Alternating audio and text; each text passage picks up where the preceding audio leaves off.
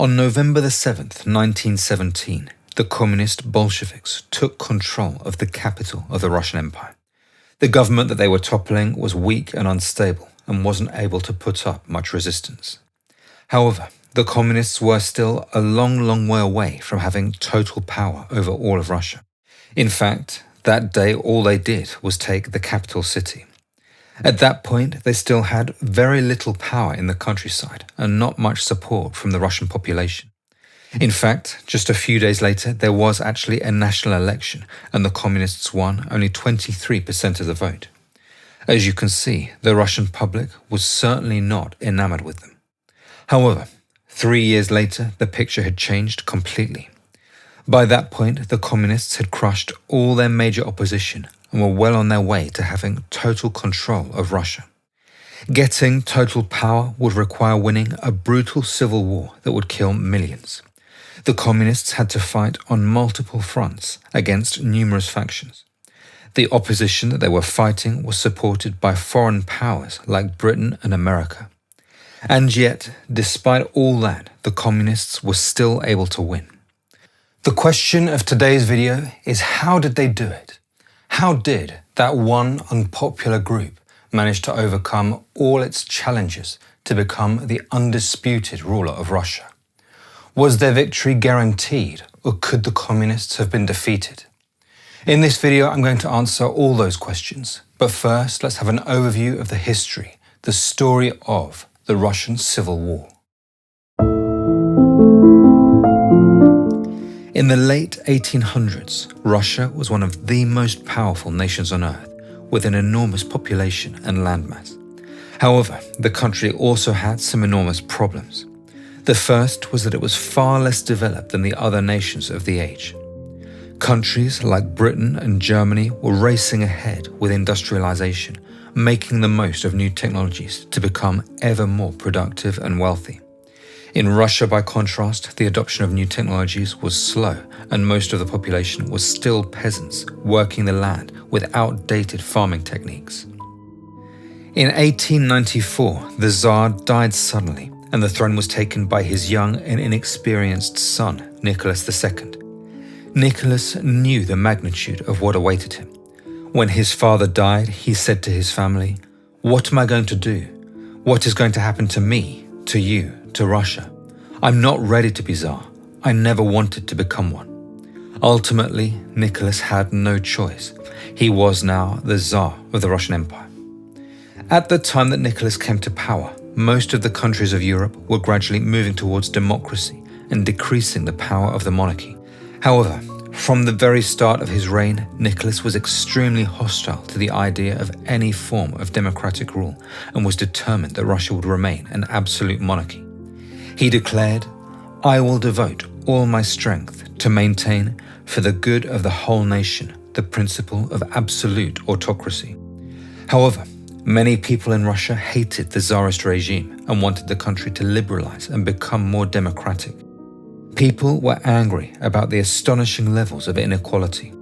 The majority of the population barely had enough to eat, while the richest in society led lives of incredible extravagance and luxury.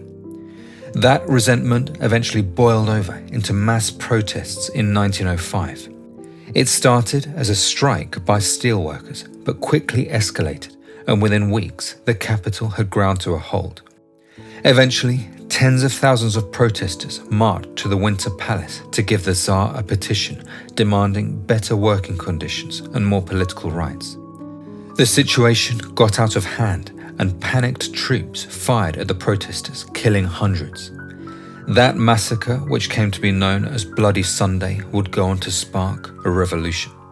All over the Russian Empire, workers began to go on strike. People demanded a limit to the Tsar's powers and a constitution. However, that was against everything that Nicholas stood for. In fact, just the previous year he had stated, "I shall never agree to a representative form of government because I consider it harmful to the people whom God has trusted in my care." Unfortunately for Nicholas, events were getting out of his control. The strikes were grinding the country to a halt and political violence was rampant. Eventually, in October, the Tsar had no choice but to accept some of the people's demands. He was forced to publish the October Manifesto, which was essentially a constitution. It granted basic civil rights and allowed for political parties. Most importantly, it introduced a parliament. Nicholas bitterly resisted being forced to accept the document, saying that he felt sick with shame to betray his dynasty. The people, on the other hand, were ecstatic. There were mass demonstrations in support of the constitution, and the strikes ended overnight. In May of the next year, the constitution was ratified and the first parliament opened. However, Nicholas did not like sharing power with the new parliament and reduced its power as much as he could. The next major event was the outbreak of the First World War in 1914. Russia would perform extremely badly in the war, and within 2 years it had lost an enormous amount of territory and a huge number of men. Within Russia itself, the economy was badly affected, leading to inflation and a big increase in poverty. That ultimately led to another uprising in March of 1917. Like with the previous revolution, it started out as strikes, which quickly got out of control. Nicholas initially ignored the situation. The head of the parliament, Rodzianko, sent him a telegram saying, "The situation is serious. The capital is in a state of anarchy. The government is paralyzed. Transport service and the food supply and fuel have become completely disrupted. General discontent is growing. There must be no delay. Any procrastination is tantamount to death." You would hope that Nicholas would respond by immediately rushing to the capital to try to calm the situation. Instead, he responded by dissolving the parliament and calling Rodzianko fat. He said, "Again, this fat Rodzianko has sent me some nonsense to which I shall not even bother to reply." Over the next few days, the protests grew and grew until hundreds of thousands were in the streets. Some of the protesters were carrying placards that read, "Down with the Tsar." The troops in the city were ordered to quell the unrest, but they refused and joined the protesters. The government had lost control of the capital. Gradually, the Tsar's closest advisors began to realize that the only way to restore order was for Nicholas to abdicate. Together, they pressured him to abdicate, and he did so on the 15th of March, 1917. However, the abdication of Nicholas didn't bring the desperately needed stability to Russia. In fact, it led to chaos and anarchy. In place of the old Tsarist regime, 2 rival governments would spring up to govern the country. The first was what was known as the Provisional Government, which was the official government of Russia. In theory, the Provisional Government was simply a temporary body that would govern the country until a new constitution could be drawn up. However, there was a second government that was competing for power with the Provisional Government, the Petrograd Soviet. I'm going to talk more about what Soviets were later, but for now they were essentially workers' councils. Over the previous years, they had sprung up in hundreds of towns and cities all across Russia. The Petrograd Soviet was essentially the city council of Petrograd, and since Petrograd was the capital, it had enormous power. Those 2 governments, the Provisional Government and the Petrograd Soviet, were in a power struggle, and the situation was hugely unstable. To make things even more chaotic, Russia was still involved in World War I against Germany. Even with all the political instability that was going on, the Provisional Government wanted to continue fighting the war and actually ordered an offensive in July of 17. The offensive was an utter disaster. Hundreds of thousands of men were lost. With that, the Russian military began to totally disintegrate. By October of 1917, the power struggle between the Provisional Government and the Petrograd Soviet had essentially been won by the Petrograd Soviet. Now, the Petrograd Soviet was, in theory, a parliament, a democratic institution. Throughout most of 1917, it had been made up of multiple different parties that disagreed and debated. However, by October of 1917, the Petrograd Soviet had essentially been taken over by one party, the Bolsheviks. The Bolsheviks were communists.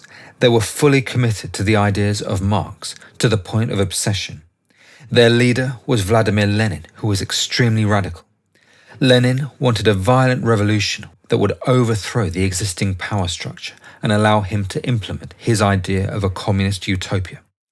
Now, in March, when the Petrograd Soviet had been created, the Bolsheviks had been only a small part of the parliament. However, over the course of the year, their power had grown, and by October, they had total control over the Soviet. At that point, the only remaining challenge to their power was the last remnants of the provisional government. Lenin wanted total power, and so he decided to overthrow the provisional government in a coup. On November the 7th, the coup took place. Thousands of Bolshevik troops occupied the government buildings of Petrograd and met little resistance. Over the next few days, the takeover of Petrograd was mirrored all across Russia. The Bolsheviks had branches in every city in Russia, and in those cities they tried to use violence to take power.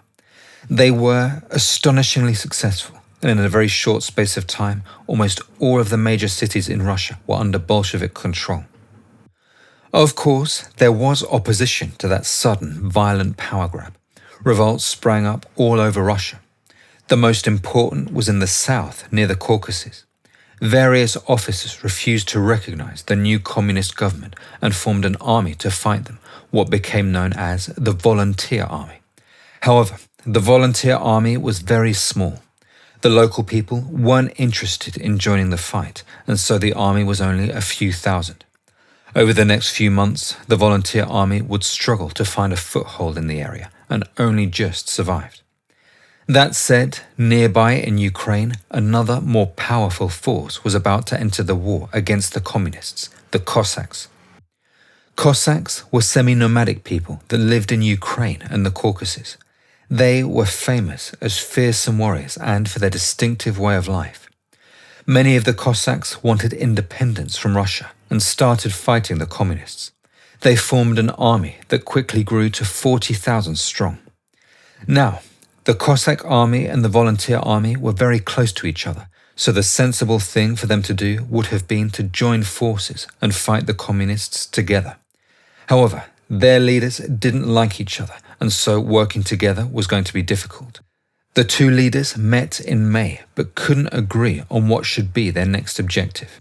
In the end, the Volunteer army went south to attack Yekaterinodar, while the Cossack army went north to attack Tsaritsyn.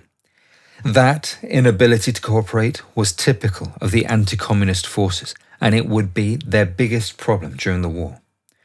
While all that was happening, something extremely important was happening in the east, the rebellion of the Czech Legion. The Czech Legion were roughly 40,000 men from Czechoslovakia, one of the many small states under the dominion of the Austro-Hungarian Empire. When Russia was still fighting in World War I, the Czech Legion had been fighting for Russia against the Austro-Hungarian Empire. That was because they wanted the Austro-Hungarian Empire to collapse so that Czechoslovakia would become an independent state. Of course, what actually happened is that it was Russia that collapsed, leaving the Czech Legion with no way to fight against Austria-Hungary. However, they wanted to keep fighting. They decided that what they would do was to travel to France, where they could continue fighting. The plan was to travel all the way around the world, going to the eastern tip of Russia, then to the USA, and finally back to France.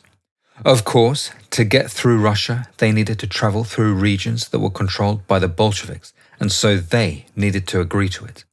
Initially, the Bolsheviks did agree to let the Czech Legion travel to Siberia. However, relations between the two groups were extremely tense.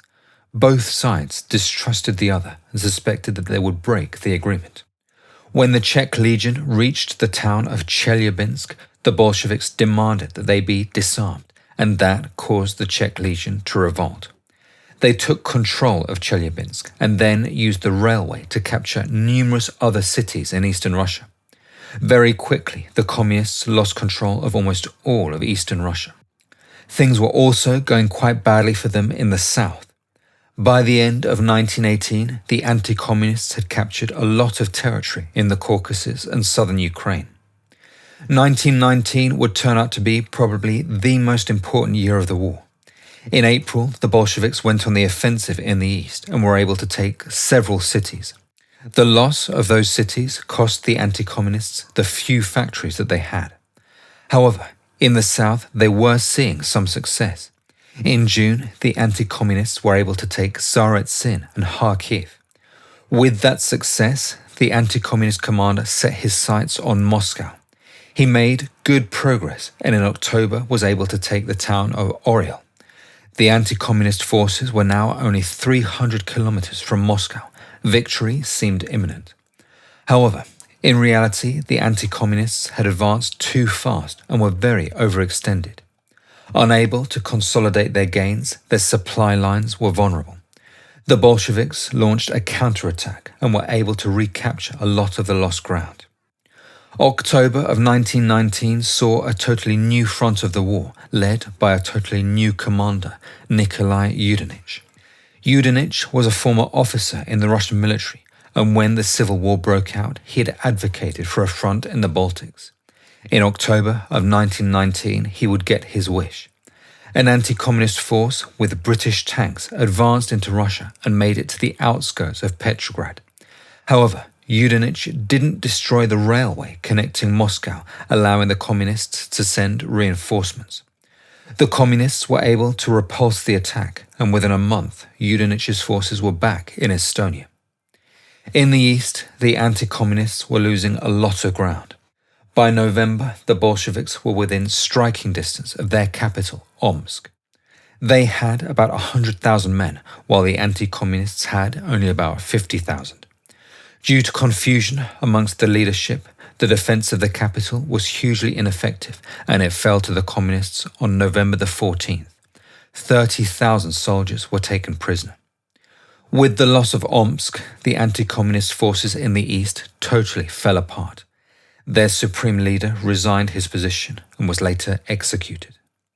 In the south too, the anti-communists were continuing to lose ground. In December, they lost almost all of Ukraine, and in January, Tsaritsyn and Rostov fell. Eventually, they were forced to evacuate to Crimea, one of the last areas that they controlled. They would spend the next few months trying to break out of Crimea and take territory on mainland Ukraine. That would prove unsuccessful. Eventually, they were overwhelmed by the communists, and in November, they were forced to evacuate to Istanbul. With that, the communists had defeated their main opposition and more or less won the Russian Civil War. They did continue to face rebellions, but they were able to suppress all of them. With total power over Russia, they set about building their communist utopia, which would cost the lives of tens of millions of people. So, that is what happened. Despite having to fight on multiple fronts against an enemy that was supported by Britain and America, the communist Bolsheviks won the Russian Civil War. Now for the question of the video. Why did they win? Well, to tackle the question, I'd like to break the Civil War down into two phases. The first phase is the very beginning of the war, the first few weeks after the Bolsheviks took the capital in November of 1917. The point that I really want to emphasize is that in those first few weeks, the Bolsheviks were incredibly successful. They were able to get control of almost all of the major cities and then establish a large power base. That first period of the war was extremely important because it really set up how the rest of the conflict unfolded. Once I've gone through why the Bolsheviks were so successful in the beginning, I'll then talk about the second phase of the war, which is essentially how it played out from that point on. So, before they took the Russian capital, the Bolsheviks didn't formally control any territory in Russia. Then they executed their coup on a date that I need you to remember, November the 7th, 1917. Only one single month after that, the Bolsheviks controlled all of this territory. Within 2 months, they controlled all of this territory. I'm sure you would agree, it was a breathtakingly successful 2 months for them. They went from having zero official power to controlling a huge amount of Russia. The question then is, how on earth did they manage to do that? Well, the way it happened was actually quite unique and unusual. Now, in most wars, both sides have a power base, and from that base, they expand their area of control and ultimately take the other side's territory. A good example of that is the American Civil War, which was, of course, a fight between the North versus the South. Those two sides had very well-defined areas of control, and if either of them was going to win, it had to invade the enemy territory. The first few weeks of the Russian Civil War were totally different to that. What happened was that the Bolsheviks were able to simultaneously carry out individual coups in multiple different cities, all at the same time. Essentially, each city had its own mini coup. That gave the Bolsheviks control of many different cities all at once. Once they had control of those isolated cities, they were then able to spread out into the surrounding countryside and ultimately join up their areas of control so that it became one large contiguous area. Now, to try to explain how they did it, I first want to explain how they were able to take control of the cities, what those individual coups actually looked like. Now, obviously, different cities look different. In some cities, the communists were actually able to take control very easily. They didn't have to fight at all. A good example of that is actually the capital, Petrograd. There was extremely little resistance in Petrograd. The Bolsheviks were able to take it with ease. That was mainly because they already effectively controlled the city and had done for several weeks. Essentially, the coup of November the 7th was just making official what already existed in practice. Now, the reason that the Bolsheviks already had de facto power in Petrograd was because they already controlled the Petrograd Soviet.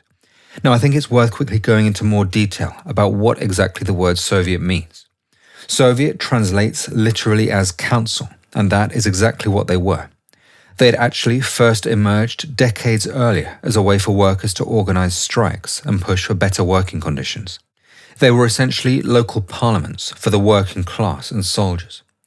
By 1917, the number of Soviets had absolutely ballooned. There were about 1,000 all across Russia. All the cities and small towns had one. Now, Soviets weren't part of the official government, and theoretically they didn't have any real power. In reality, though, in 1917 there was such a power vacuum in Russia that the influence of the Soviets grew and grew. By November, they pretty much controlled the country. Obviously, the most important Soviet was the one in the capital, Petrograd. The Petrograd Soviet effectively controlled the city, and that alone made it pretty much the most powerful body in the country. So, how did the Bolsheviks get control of the Petrograd Soviet? Well, for most of 1917, the Petrograd Soviet was actually made up of many different parties, such as the Mensheviks or the Socialist Revolutionaries.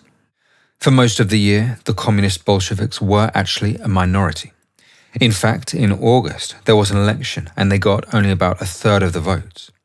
That all changed on the 8th of October when another election was held, and that time the Bolsheviks were able to get a majority. That was a big jump in their power as they now effectively controlled the Petrograd Soviet. However, that didn't give them total power in the city. There was still that damned provisional government still knocking around. Now, by that point, the provisional government barely had any power, but it was on paper still the official government of Russia. The Bolsheviks were determined to get rid of the provisional government, and they were willing to use violence to do so. To do that, they needed to get the groundwork in place first. With their control of the Petrograd Soviet, they were able to force through the creation of what they called the Military Revolutionary Committee. They said that that was to defend the capital against a possible counter-revolution from those that were still loyal to the Tsar. In reality, the committee was just a tool for the Bolsheviks to get full control of the troops in the city, the garrison. Once they controlled the troops, they would be able to kill any opposition. Between the 3rd and the 6th of November, the committee took direct control of the city garrison and ordered the seizure of important infrastructure such as the railway stations, telegraph offices and bridges. Finally, on the night of the 6th of November, with everything in place, the Bolsheviks took their moment to strike. Loyal soldiers neutralized the remaining forces of the provisional government and captured the Winter Palace. With that, they announced the official overthrow of the provisional government. As you can see, the capture of Petrograd was actually very easy and straightforward. It fell very quickly and there was hardly any violence. That was simply because the Bolsheviks already effectively controlled Petrograd. The coup was really just making official what already existed in reality. Now, the capture of Petrograd was essentially the trigger for all the other communists all across Russia to try to carry out coups in their cities. Often in those other cities, as soon as the local communists heard about the capture of Petrograd, they would immediately try to replicate it where they were. Now, how easily all those cities fell to the communists actually varied. Some of them were extremely easy for the Bolsheviks to capture, just as Petrograd had been. A good example of that is Tsaritsyn, the city that would later become Stalingrad and today Volgograd. Stalingrad was one of the most important cities in Russia at the time. It was a vital port on the Volga River and had a big industrial workforce and tens of thousands of soldiers. In fact, a lot of the food that fed Moscow and Petrograd actually went through Tsaritsyn. Controlling the city was crucial for anyone who wanted to hold power in Russia. The Bolsheviks were, of course, aware of that, and so they'd been trying to increase their influence in the city as much as possible throughout 1917. The process looked a lot like what happened in Petrograd. Tsaritsyn, like Petrograd and every other city in Russia, had a Soviet, and so the Bolsheviks first managed to get elected in the Tsaritsyn Soviet. With control of the Soviet, they again created a new institution that would control the city garrison. By October, the Bolsheviks effectively had full control of Tsaritsyn, and that meant that when Petrograd fell, they were able to very easily carry out their own coup. All across Russia, there were at least 5 other major cities that were similarly easy for the Bolsheviks to take, where there was minimal resistance. However, not every city in Russia fell quite so easily. In some places, the Bolsheviks did have to fight for control. A good example of that is what happened in Voronezh, a city in the south. Now, on November the 7th, when Petrograd was captured, in Voronezh, the Bolsheviks hadn't managed to get full control of the city. Crucially, they hadn't managed to get a majority in the Voronezh Soviet. In fact, members of other parties, such as the Socialist Revolutionaries, still held a lot of the seats. When the news of the Bolshevik capture of Petrograd arrived, the city's parliament actually pledged loyalty to the provisional government that had just been ousted. For 5 days, the situation remained like that, with Voronezh officially rejecting the new Bolshevik government in Petrograd. Eventually, the Bolsheviks in Voronezh decided to use violence to get control of the city. Luckily for them, they actually already had an army regiment of 2,000 soldiers that openly supported them. On the 12th of November, 5 days after Petrograd had been captured, the Bolsheviks in Voronezh carried out their coup. Like in other places, they seized strategic points like the post office and telegraph office. They also arrested the commander of the city garrison, who was still against them. There was a brief firefight in the city, with a few people killed or wounded.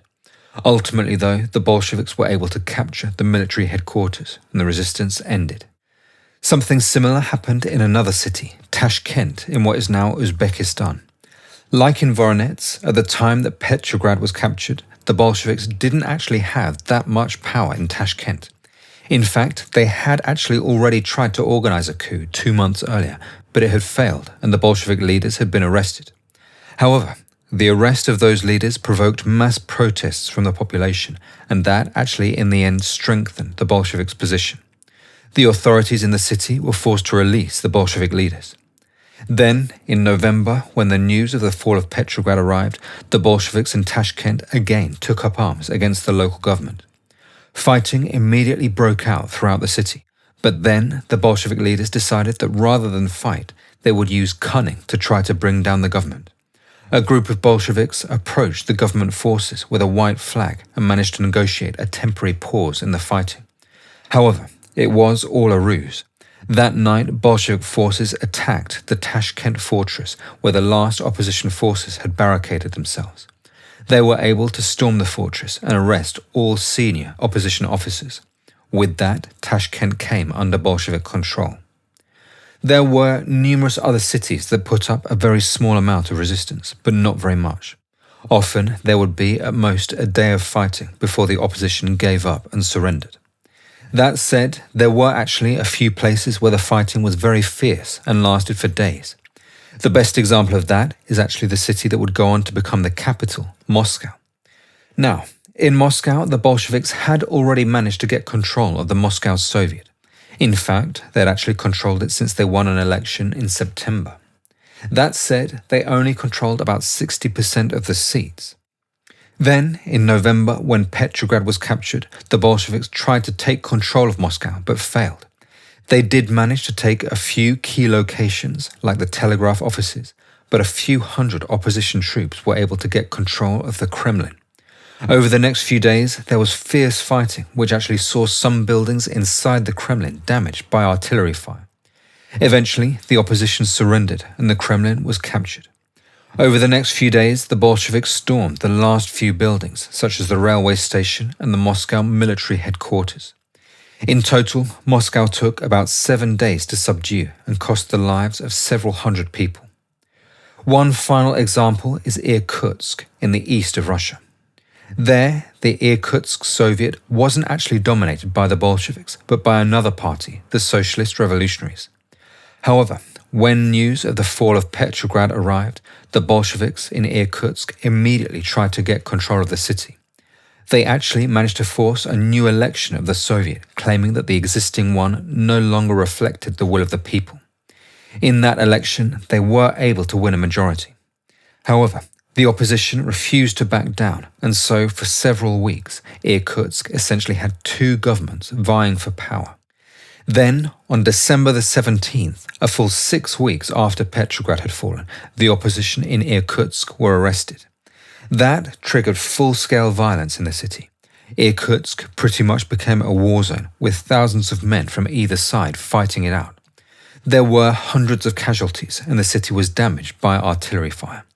Eventually, in January of 1918, Bolshevik reinforcements arrived at the city and were able to fully capture it. It had taken them 2 months, but Irkutsk was finally in Bolshevik hands. So, there you have a whole load of different examples of how different cities were captured by the Bolsheviks. Hopefully, it gives you an idea of what all those independent mini-coups actually looked like in practice. I think it's worth mentioning that the Bolsheviks weren't actually successful everywhere. There were some cities that they weren't able to capture. The most important is actually Kiev, the capital of Ukraine. The Bolsheviks did try to capture Kiev, but failed. In the end, they had to make their base in Ukraine Kharkiv. However, failures such as that in Kiev were very much the exception. Overall, the Bolsheviks were able to take the majority of the cities in Russia. They did so in a very short space of time and normally with minimal resistance.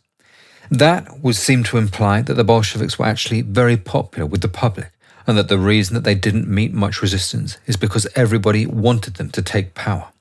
That is definitely not the case.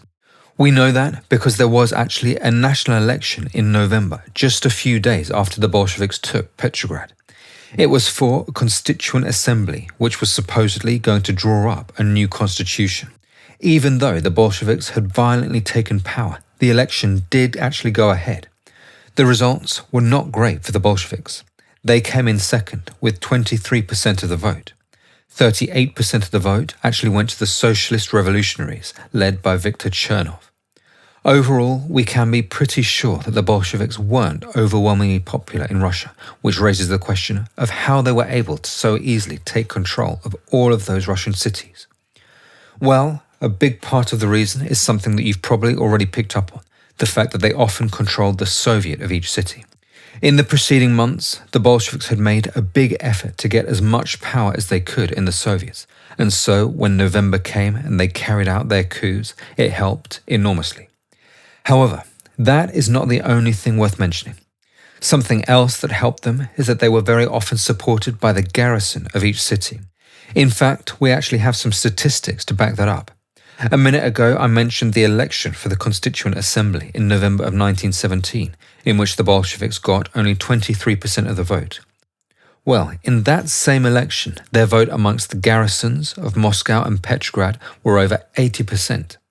Essentially, the Bolsheviks had disproportionate support amongst the men with guns. Now, it's hard to know why the soldiers were so much more inclined to support the Bolsheviks. It might be the case that those men were traumatized from having fought in World War I, so they weren't so put off by Lenin's calls for a violent revolution.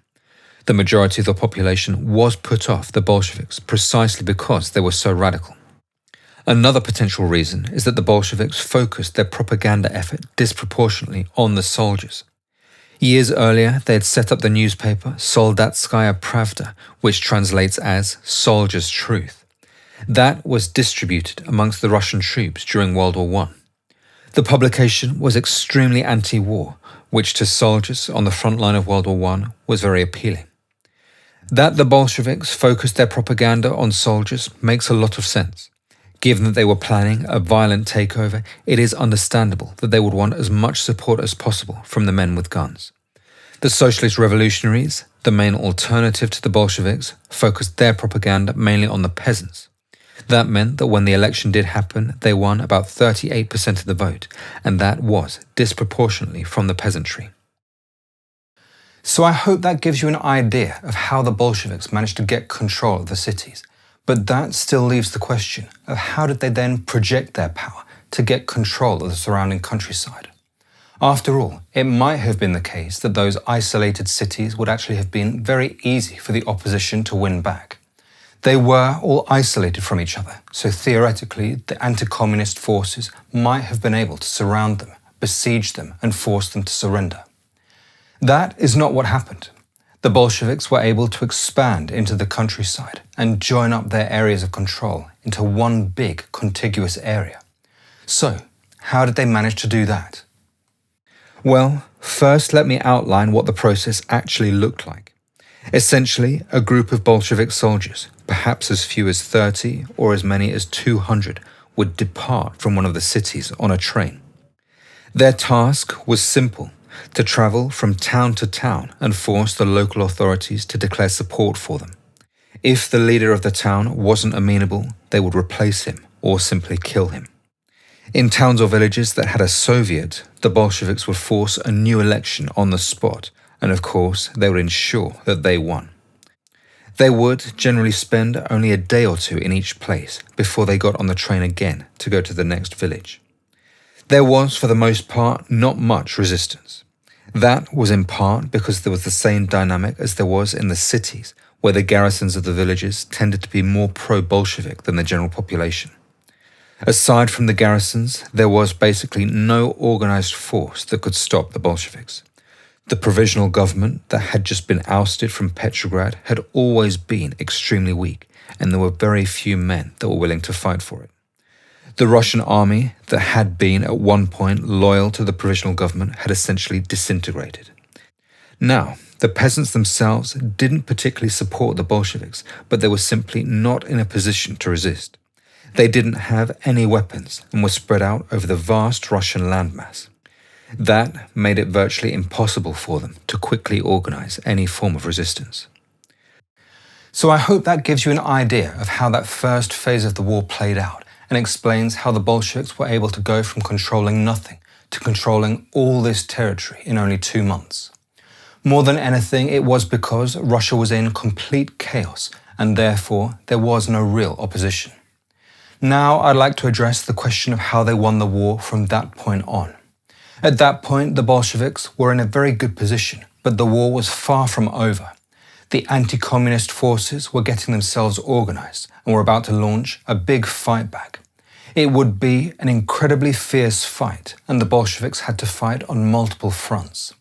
Nevertheless, they did eventually defeat the anti-communists and win control of all of Russia. So, how did they manage to do that? Well, I think now would be a good time to talk about the anti-communist forces that the Bolsheviks were fighting, what are often referred to as the Whites. By far, the most important thing that you need to know about the Whites is that they were extremely divided and disunited. In many ways, to even refer to them by one name is misleading, because in truth, they were a whole load of different factions that were united by nothing other than the fact that they were fighting the Bolsheviks.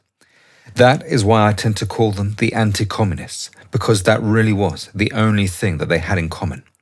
They barely cooperated at all and didn't agree on anything. In many cases, they actually hated each other. I think even if they had managed to defeat the Bolsheviks, they probably would have then immediately started fighting each other. I think the best way to illustrate just how divided they were is to tell you more about some of the different anti-communist leaders so you can see what they were like. You'll quickly see why they were such a terrible team. They really were less than the sum of their parts. Now, the three most important anti-communist leaders were Anton Denikin, Alexander Kolchak, and Peter Krasnov. Denikin was a former general of the Russian army and had fought for Russia in World War I. He had actually fought heroically and had won multiple awards for his bravery. Then, when the Tsar fell in March of 1917, Denikin was unhappy with what the provisional government did and was actually involved in a failed coup against it. For that, he was arrested. However, then, when the Bolsheviks took Petrograd in November, Denikin fled south and set up the Volunteer Army. That was the first meaningful anti-communist military force. Denikin quickly became the leader of the Volunteer Army and in turn one of the most important anti-communist leaders throughout the war. Now, Denikin was a flawed commander for many reasons. One of his biggest flaws was that he alienated many potential allies. Basically, Denikin was fighting the Bolsheviks because he believed strongly in the Russian Empire. His motto was actually, Russia, one and indivisible. The problem with that was that in order to fight the Bolsheviks, Denikin really needed the help of many non-Russian ethnic minorities. He was operating in the south near Ukraine and Georgia. Both of those regions had armies and populations that would have been up for fighting the Bolsheviks. However, they also ultimately wanted independence from Russia, and Denikin's determination to revive the old Russian Empire was completely at odds with that. Because of that, Denikin lost some very powerful potential allies. Perhaps the most concrete example of that was in August of 1919, when the tide of the war might actually have been about to turn. Denikin had the option to ally with the Ukrainian nationalist leader, Semyon Petloria, who had an army of around 35,000. Denikin refused the alliance because in his mind Ukraine did not exist as an independent nation. He said that Petloria's forces could only fight if they joined his army. Even aside from his problems with the ethnic minorities, Denikin was also distrusted by the other anti-communist leaders. One of them wrote that Denikin was poisoned by ambition and the taste for power, surrounded by dishonest flatterers. He wasn't preoccupied with saving the country, but only preserving power. Now I want to tell you about another of the Whites' main leaders, Peter Krasnov. Now, Krasnov was, to put it mildly, quite a character. In his extremely colourful life, he first fought for Russia in the war against Japan and then in World War I.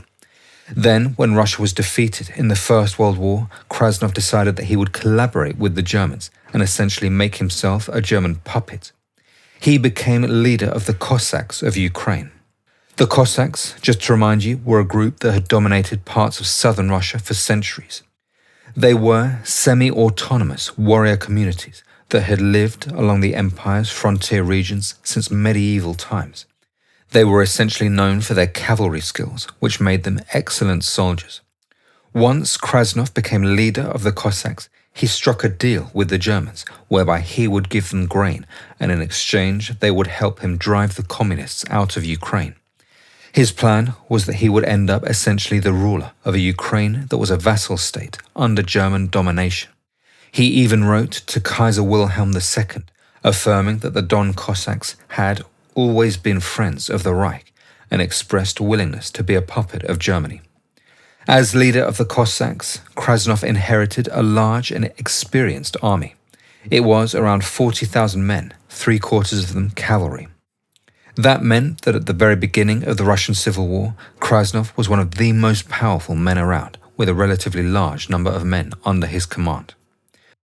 The last anti-communist leader that you need to know about is Alexander Kolchak, the man who was, at least on paper, the supreme leader of the anti-communist forces.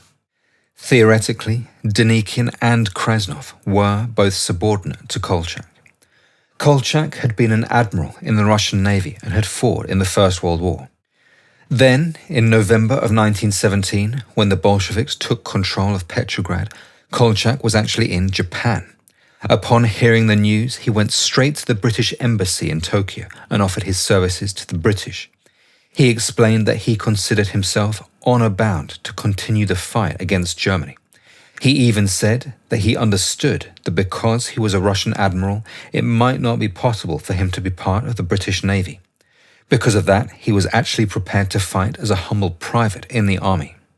That pretty astonishing offer was actually referred all the way up the British government to the Foreign Secretary, Arthur Balfour. I guess it was just an offer so strange that no one knew how to respond to it. Anyway, Balfour accepted Kolchak's offer and he was instructed to join the British forces that were fighting the Ottomans in the Middle East. However, before Kolchak got to the Middle East, he was told to turn around as the British wanted him to help fight the Bolsheviks in Russia. He landed in Siberia and tried to build an anti-communist army there, but he wasn't able to. Luckily for him, in May of 1918, there was, if you remember, the revolt of the Czechoslovak Legion. Just to remind you, the Czech Legion was a small army of men from Czechoslovakia who had originally fought for the Russian Empire during World War I. Their ultimate goal was to help win independence for Czechoslovakia from the Austro-Hungarian Empire. After the Bolsheviks took Petrograd, the Legion found itself stranded in Russia and increasingly at odds with the new communist regime. Tensions escalated, and in May of 1918, the Legion rose up and seized control of much of the Trans-Siberian Railway. That unexpected event effectively handed large parts of Siberia to the anti-communist forces. The anti-communists then made a government that was based in Omsk. However, the government was very weak and divided. A few months later, it was toppled in a coup and Kolchak was made supreme ruler. However, Kolchak was absolutely not cut out to be supreme leader, and he himself admitted that. First, he was absolutely not a politician. He himself described himself as a military technician who knew nothing of politics. In one letter to his wife, he wrote about, in his words, the terrifying burden of supreme power. He admitted that, as a fighting man, he was reluctant to face the problems of statecraft. Nevertheless, for better or for worse, Kolchak became the supreme leader of the anti-communist whites. So, those were the three most important white leaders, and they were all pretty incompetent. However, an even bigger problem than their personal failings was their complete inability to cooperate and work together. In the end, they were less than the sum of their parts. There are many examples of that. First, let's talk about the rivalry between Denikin and Krasnov. Both of those men were operating in the south, so for them to pool their men and resources was an extremely obvious thing to do. I'm sure I don't need to tell you why the two men were unable to cooperate with each other. As a Cossack, Krasnov wanted to see an independent Cossack state, essentially an independent Ukraine. Denikin, with his desire for quote-unquote Russia, one and indivisible, was never going to allow that. He basically believed that Ukraine didn't exist and that it was just part of Russia. Something else that strained the relationship was Krasnov's willingness to work with the Germans. Remember, Russia was still officially at war with Germany until March of 1918. Then, for the rest of 1918, Germany controlled much of the former Russian Empire through puppet regimes. Denikin wanted to reverse that and take back all those territories from the Germans, not work with them in the long run. All that meant that when Krasnov wrote to the German emperor offering to make Ukraine a vassal state, he was understandably seen as a traitor. Denikin actually said of Krasnov, "The Don host is a prostitute, selling herself to whomever will pay." Now, despite those differences, the two men did actually meet in May of 1918, about 6 months after the Bolsheviks took Petrograd. For them to join forces was obvious, but they both refused to be subordinate to the other. They also differed in what they should do next. Krasnov wanted to go north and attack Tsarets-Sin, while Denikin wanted to go south and attack Yekaterinodar. In the end, they were unable to agree and set off in different directions.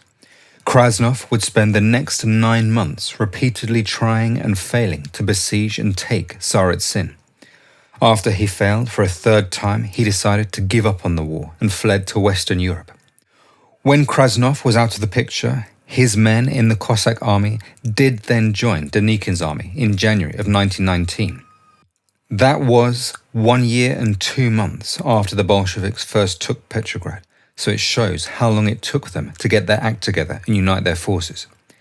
However, even once Krasnov was gone and the forces in the south were united under Denikin, there was still a lack of cooperation between Denikin and Kolchak in the east. Throughout the first half of 1919, the anti-communists did actually make some good progress. In June, Denikin was finally able to capture Tsarets-Sin. It was a big moment, and it looked like the tide of the war might actually turn.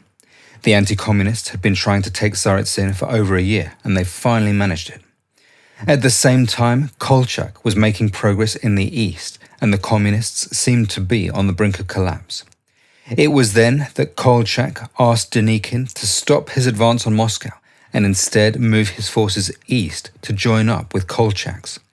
Once they had all their men together, they would be able to launch a big offensive on Moscow. Denikin was technically subordinate to Kolchak, so he was obliged to do what he said. It seemed to be the right thing to do. In fact, one of Denikin's subordinates told him that there was an absolute necessity of joining up with Admiral Kolchak's army. In the end, though, Denikin refused Kolchak's orders. The exact reason is not entirely clear. It might have been personal ambition or a sincere belief that it would have been a mistake not to capitalize on the progress that he had already made. At first, it actually seemed like Denikin might have made the right decision.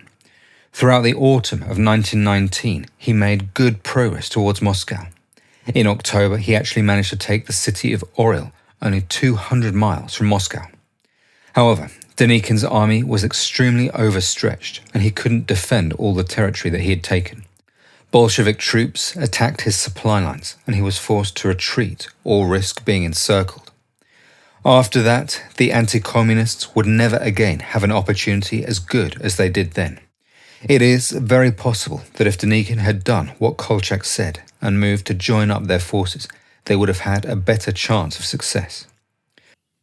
So, that gives you an idea of the problems and lack of coordination that existed between those three men.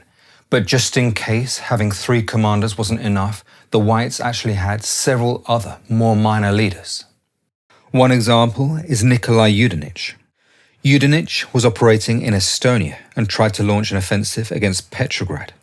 His forces were relatively small, about 20,000 at their peak, but they were well equipped by the British. Yudenich's forces did actually manage to reach the outskirts of Petrograd, but they were then repelled by a Bolshevik counterattack. Yudenich essentially acted completely on his own without coordinating at all with the other anti-communist forces.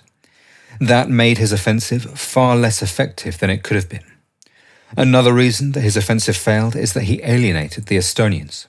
He was launching his offensive from Estonia and they were giving him a lot of support. However, the reason that the Estonians wanted to fight the Bolsheviks is that they wanted independence from Russia. Yudenich was like Denikin, he was a Russian nationalist, and so he refused to commit to that. That made the Estonians not willing to support him as much as they might have done. It was actually a very similar story with Finland. The Finns might also have been willing to support Yudenich's offensive, but they too wanted independence from Russia, and they didn't think that he would accept that. Another anti-communist commander was Grigory Semyonov. Semyonov was born in the far east of Russia, near China. He joined the Russian army at 18 and went on to become a captain in the Russian army in World War I. Then, when the Bolsheviks took power in November of 1917, Semyonov was in the far east, and there he led a rebellion against the communist Bolsheviks. He was actually able to set up his own small fiefdom. There, he called on the people to engage in a merciless war against the Bolsheviks. Throughout the Civil War, Semyonov got a lot of support from foreign powers, including weapons and even troops from Japan. The Japanese viewed him as a useful buffer between them and the Bolsheviks. Semyonov was, perhaps, the most extreme example of how personal ambition and corruption undermined the anti-communist war effort. Instead of using the resources that he received to support the broader war effort, Semyonov used them to consolidate his own power. Once Kolchak became the supreme white commander, Semyonov refused to recognize his authority or obey his orders.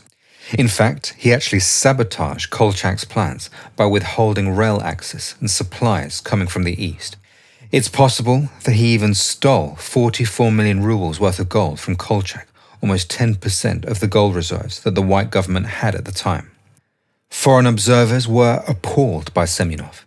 The American general William S. Graves described Semyonov as a murderer and a bandit, whose presence did more to discredit the white cause than help it.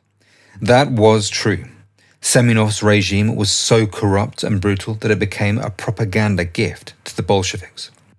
Rather than fighting the Bolsheviks, Semyonov spent most of his time suppressing local resistance or even fighting rival white commanders.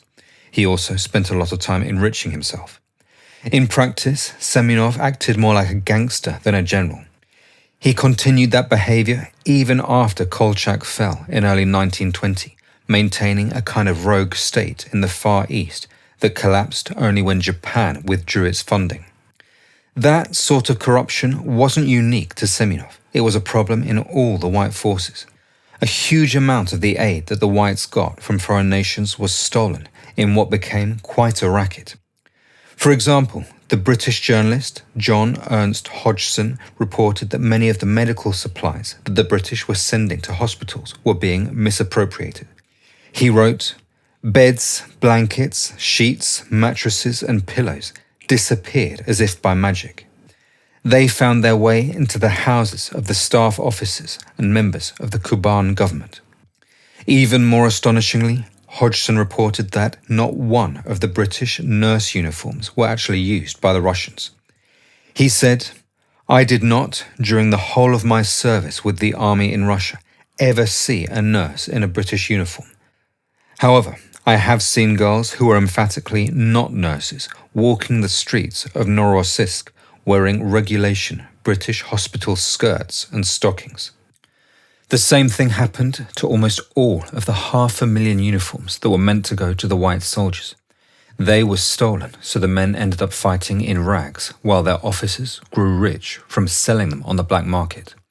Rifles and machine guns were also sold on the black market and sometimes ended up in the hands of the Bolshevik soldiers. The extreme level of corruption was well summed up by one of the few competent white commanders, Peter Wrangel. In his memoir after the war, he wrote, "The war is becoming a means of growing rich. It has degenerated into pillage and speculation. Each unit strives to secure as much as possible for itself. What cannot be used on the spot is sent back into the interior and sold at a profit. A considerable number of officers are away on prolonged missions, busy selling and exchanging loot. The army is absolutely demoralized, and it's fast becoming a collection of tradesmen and profiteers." The author of those words, Peter Wrangel, was basically the only half-decent commander that the whites had throughout the entire war. He was a very talented cavalry commander and had initially fought under Denikin in the south. Then, when Denikin's attempt to take Moscow failed, he gave up and it was Wrangel that took over. Wrangel was the most pragmatic and sensible of the white leaders. He proposed limited land reform, which would have helped win over the peasants. Also, he wasn't a fanatical believer in the Russian Empire, so he was more pragmatic when dealing with the ethnic minorities that wanted independence. He established diplomatic relations with the Ukrainians who were trying to win independence for Ukraine. That was exactly what the other commanders before him should have done, but failed to do. Ultimately, though, while Wrangel was relatively competent, it was simply too late to turn things around. He took power in April of 1920, and by that point the war was basically lost. He was essentially in charge of an army of 30,000 men and controlled only Crimea. He did try to break out of Crimea and take territory in Ukraine, and initially had some success. Ultimately, though, Wrangel was isolated and had no real hope. In October of 1920, the communists amassed 130,000 troops against him, and they couldn't resist the onslaught. Wrangel was forced to evacuate his forces from Crimea in November of 1920, and with that, the last white forces in the West were defeated. For the Bolsheviks to mop up the last pockets of resistance was relatively easy. Overall, now that you've met some of the white commanders, I'm sure it isn't difficult to see why they lost the war. They were a motley crew, united in their incompetence and eccentricities more than any commitment to fighting the Bolsheviks. They were barely even allies, at times literally sabotaging each other. That extreme level of division is in stark contrast to the Bolsheviks. They were very united around their one undisputed leader, Vladimir Lenin.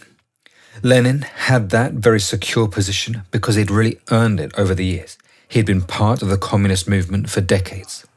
He first became leader of the Bolshevik Party in 1903, a full 15 years earlier. Over the years, he'd done a good job as leader.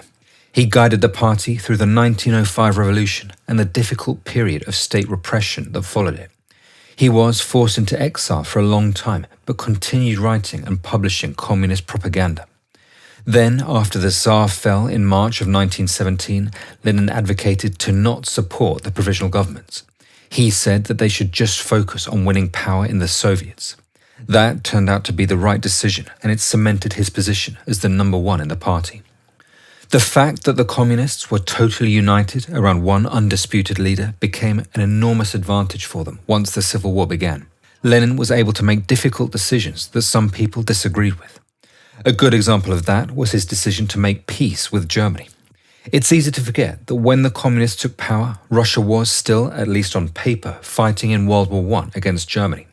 The Bolsheviks had always wanted to pull out of the war, and after taking power, they were in a position to do so. However, in order to make peace, the Germans were demanding a lot.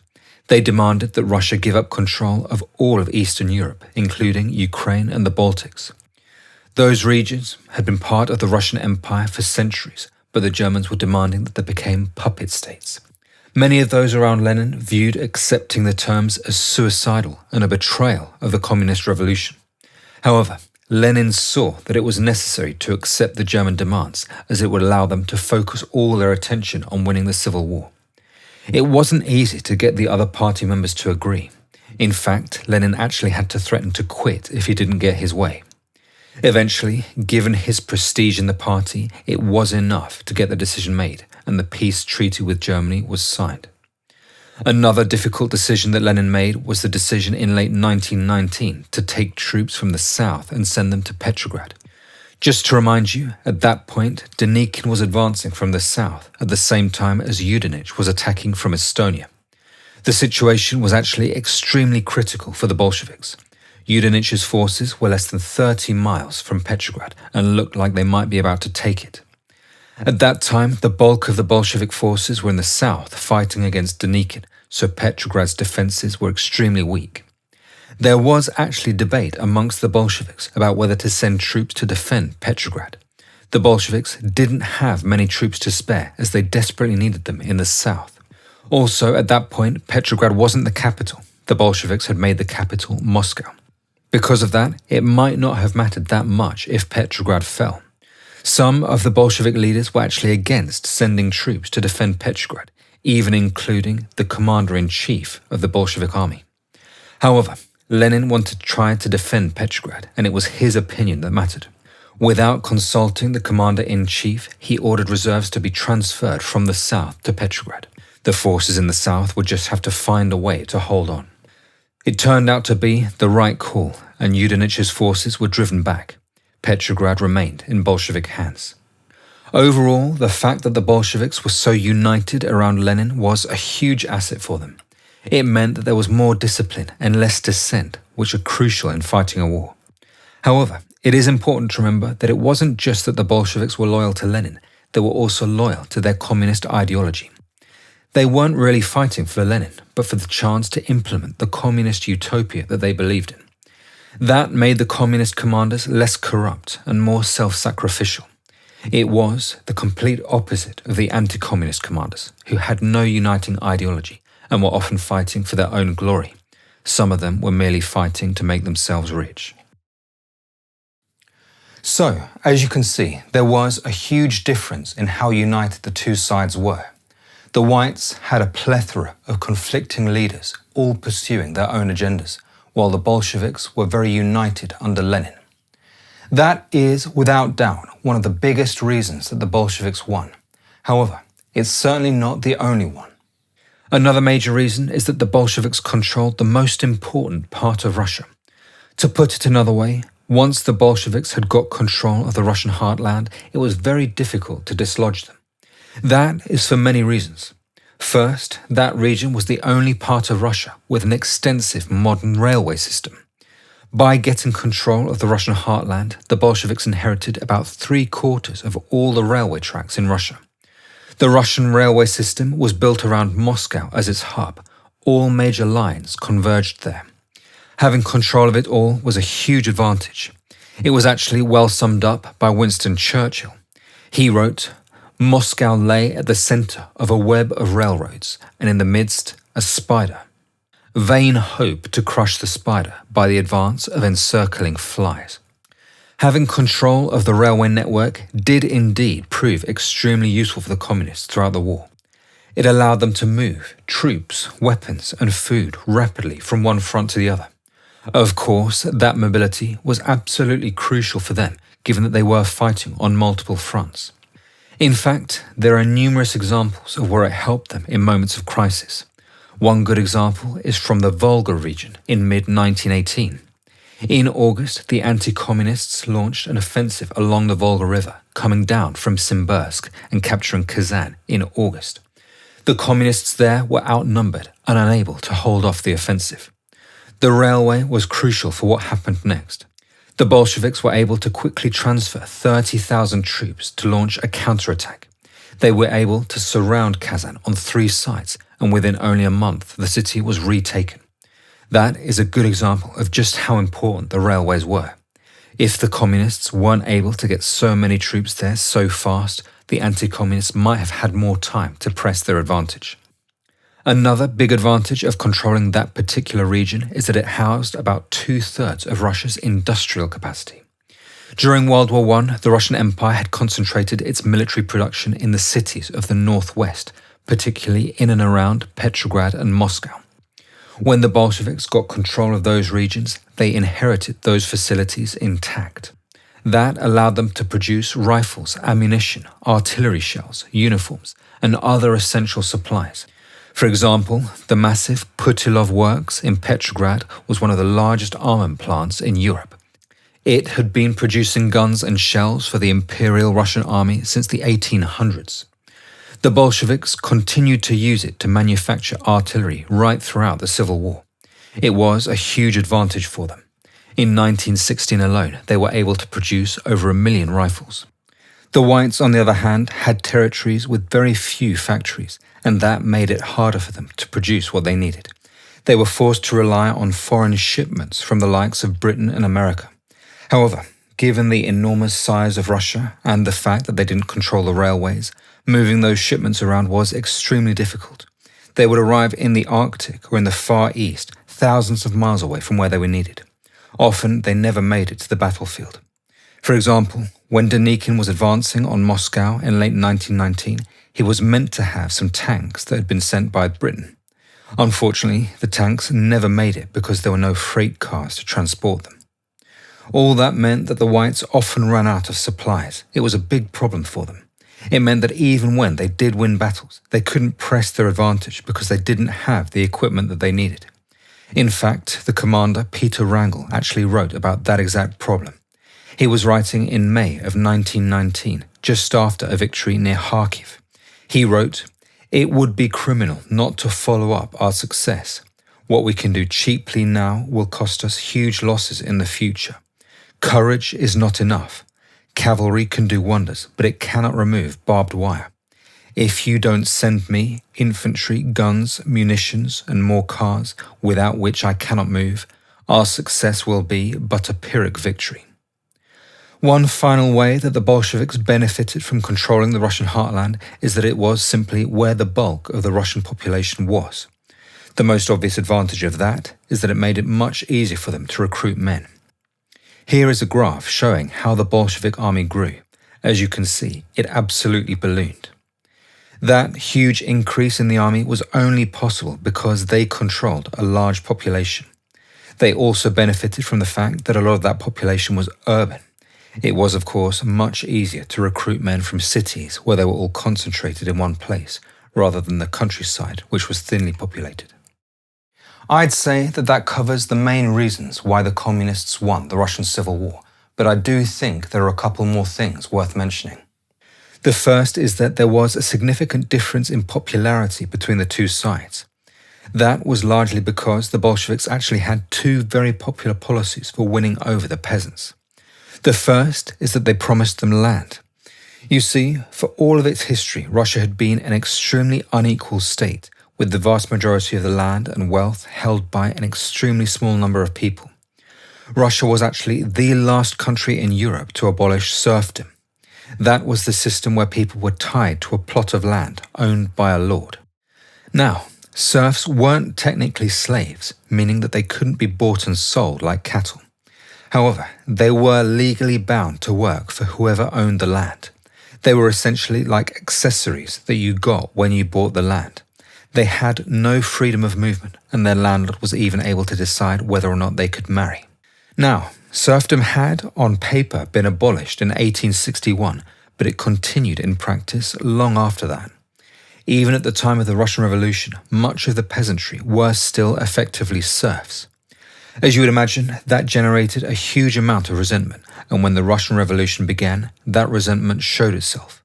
After the Tsar fell in March, the peasants took advantage of the chaos.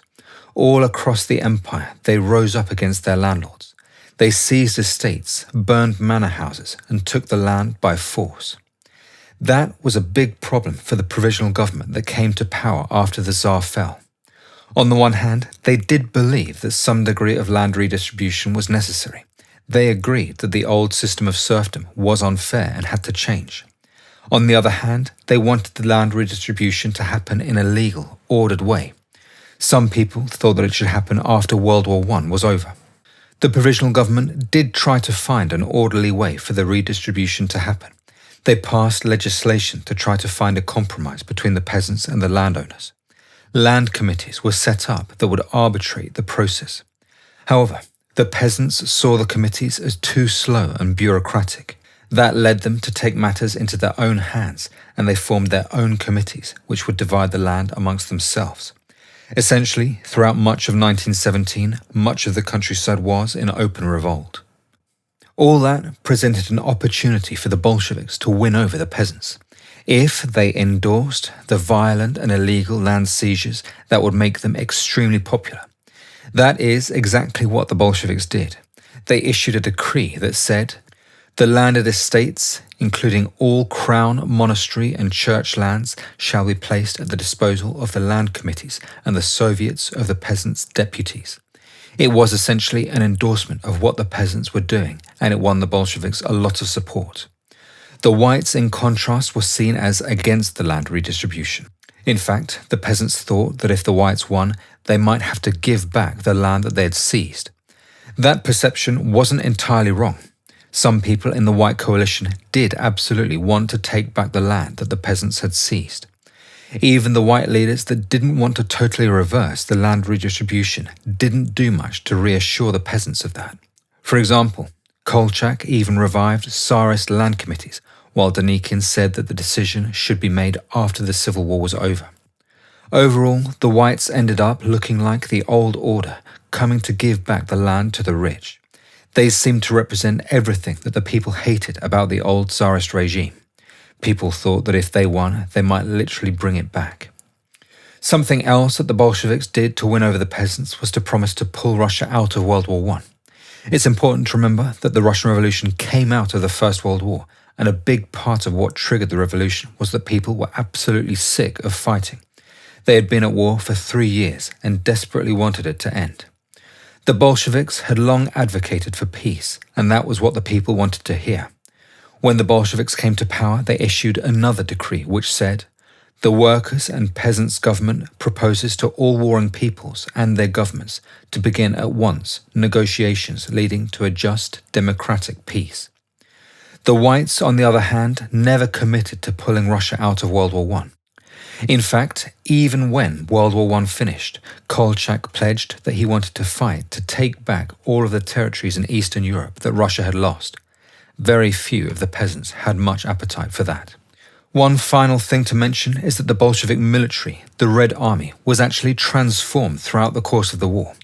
At the beginning, it was extremely ineffective with many problems, but thanks to the reforms of Leon Trotsky, by the end of the war it was an effective fighting machine. Trotsky became the Minister for War in March of 1918 and immediately took decisive steps to improve the Red Army. Up until that point, the Red Army was based on idealistic socialist principles like equality. In fact, officers were actually elected by the foot soldiers. That meant that there was very little hierarchy and almost no discipline. Essentially, everyone was doing whatever they wanted. Soldiers were often drunk or not in their positions. Trotsky changed all that. Starting in June of 1918, he made it so that officers were appointed, not elected by the soldiers. The men that he appointed were former officers of the Russian Imperial Army, so they had experience and were much more competent. He also made desertion punishable by execution. Thousands of Bolshevik troops were executed for that reason. The effects of Trotsky's reforms were immediate. He started his reforms in June of 1918, and immediately it made a difference. For example, at that point the situation in the East was looking bad for the Bolsheviks. The revolt of the Czech Legion had just happened, and so the Bolsheviks had just lost all of Siberia. To make matters worse for them, they were continuing to lose territory. In August, they lost the city of Kazan, and it looked like the Russian heartland was under threat. Trotsky took immediate action to stabilize the situation. He personally went to Kazan and immediately implemented ruthless discipline, even shooting the commander that had lost Kazan.